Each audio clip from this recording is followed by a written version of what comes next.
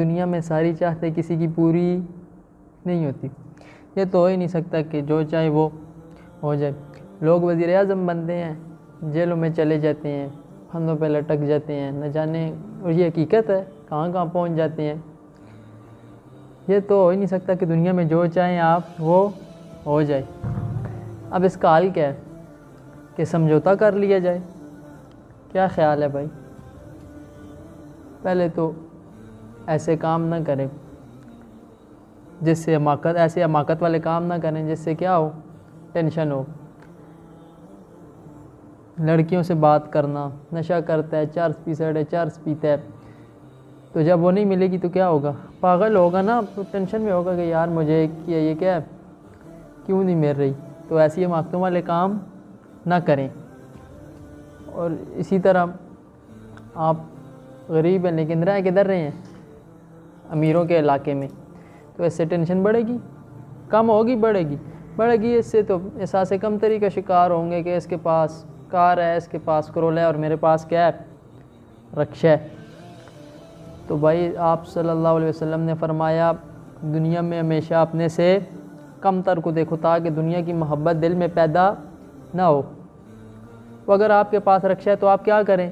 وہاں رہیں جہاں رکشے والے ہوں، ادھر رہیں. بلکہ آپ دیکھیں گے میرے پاس رکشہ ہے. آپ صلی اللہ علیہ وسلم نے کیا فرمایا؟ اپنے سے کم تر کو دیکھو دنیا میں ہمیشہ. تو اگر آپ کے پاس رکشہ ہے تو آپ بولیں یار یہ تو اللہ کا فضل ہے، وہ جو میرے پاس رکشہ ہے وہ فلاں قسطوں پہ بھی رکشہ نہیں لے سکتا.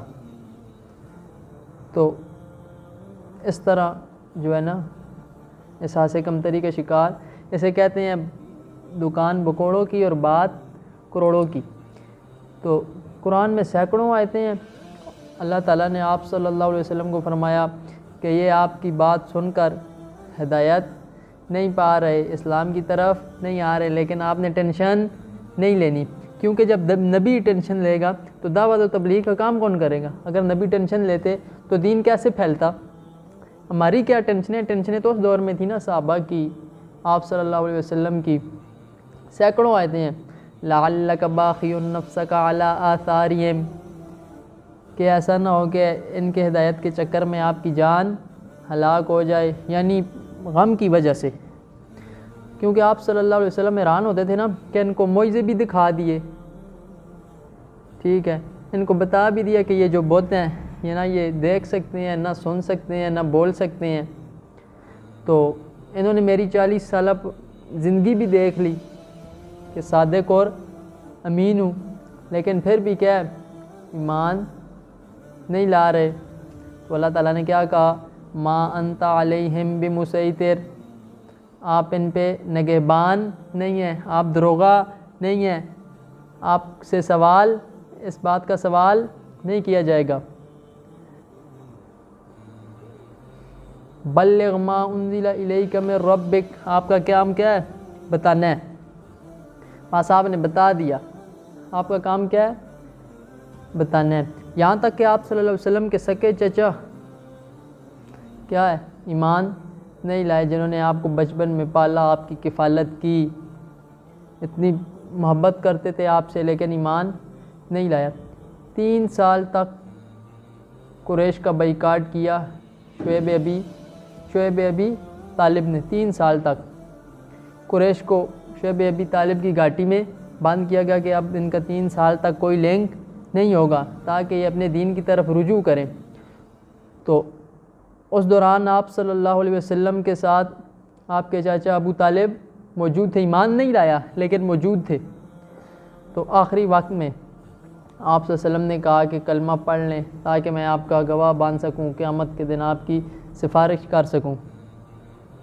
تو ابو طالب کو خیال آیا، لیکن کفار کے جو سردار تھے بڑے، انہوں نے دیکھا کہ کلمہ، تو نبی پاک صلی اللہ علیہ وسلم کو کتنا غصہ آیا ہوگا کہ یار میرے چچا جنہوں نے مجھے پالا، اتنے اچھے چچا، پرورش کی، کفالت کی، لیکن آج وہ میرے سامنے کیا ہے؟ جہنم میں جا رہے ہیں، جہنم کی آگ میں جا رہے ہیں.